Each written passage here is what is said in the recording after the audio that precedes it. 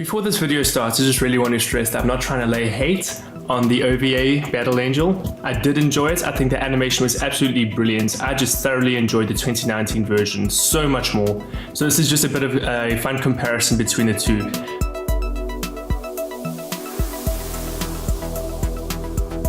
Alita Battle Angel was released on the 14th of February 2019, and it absolutely blew me away when I watched it in 3D IMAX at Gateway. Its powerful visuals, excellent characters, and moving score made sure that the movie remained in my thoughts for many days after my initial viewing. But this isn't the first time that the story of the Battle Angel has been told. In 1993, Battle Angel was released. It was an OVA which contained 2 episodes in total and serves as a compressed preview for the manga known as Gundam. Battle Angel's 2 episodes followed the story of the first 2 volumes of the manga and actually covers the same story that is explored in the 2019 release. Now, while both depictions tell the same story and cover the same plot developments, I believe the 2019 film did a much better job of delivering the tale of the Battle Angel. And that is what we will be discussing today, and why Alita Battle Angel 2019 is superior. And I understand this is going to get controversial. The biggest problem with Battle Angel is its pacing. In this regard, the 2019 version is far superior. The runtime for Alita is 2 hours 2 minutes.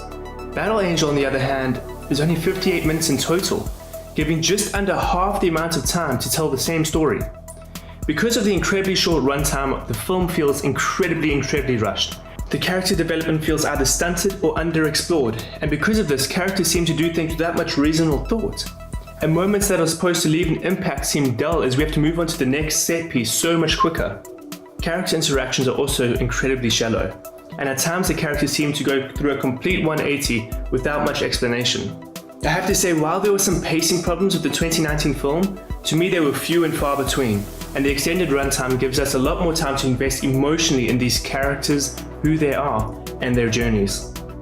The biggest draw going into Alita for me was the action set pieces, and this is another place where the 2019 film greatly exceeds the OVA.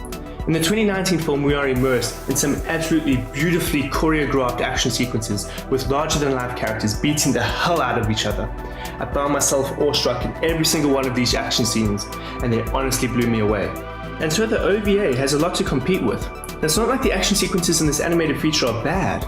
They are entertaining in their own rights and help progress the story, but like the rest of the film, they just feel rushed and over before you know it. It's almost like a blink and you miss it.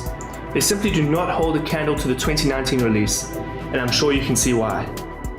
Another aspect where the 2019 film just shines so much brighter is in its world building. We are exposed to a world with its own culture, sports, food, everything. Near the beginning of the film, Alita is walking through the streets, and it genuinely feels real. We can see that this is a fallen world, with remnants of our world scattering here and there. You can see that the creators of the film took great care in crafting a world that felt real. When it comes to the animated depiction, we aren't given much at all in terms of world building. All we know is that Zolom is a floating city with Iron City below, and that's pretty much it. By the end, we still know absolutely nothing or very little about the world we were just in. And finally, the soundtrack. In my review, I explained how I just love the score to this movie, and after listening to the CD, my enjoyment only grew. However, when it came to the animated film, I just can't remember a single moment where the soundtrack actually spoke to me or moved me in any way, shape or form. I understand music and stuff like that is subjective, but I just didn't feel anything when it came to the film's musical score. Look, I understand that it actually isn't fair to compare these two.